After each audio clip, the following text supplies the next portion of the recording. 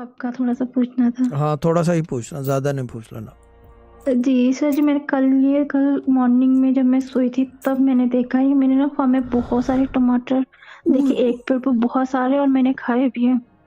टमाटर और मैंने कच्चे ही पपीता रगड़ भी दिया देखा। आपने?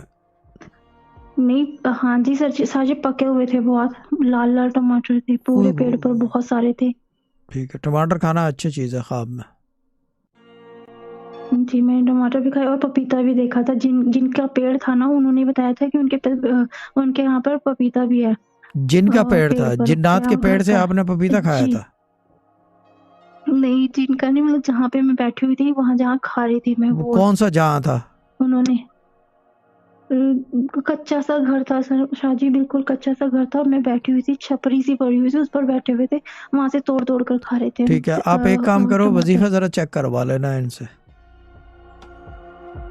ठीक है। ठीक है ना, क्योंकि ख्वाब में ख़राबी नहीं है, वैसे कह रहा हूँ कि चेक करा लो क्योंकि नौकरी का। बाकी ये ख्वाब है दोनों के, पपीता खा रहे हैं, हो सकता है भूखे सोए हों, तो ख्वाब के अंदर टमाटर खा रहे हैं, पर ये खा रहे हैं, नज़र आ रहा होगा ना। जी शाहजी, मैं सोई तो मैं भूखी थी, हाँ तो गुस्से बस में फिर सो गई बात थी।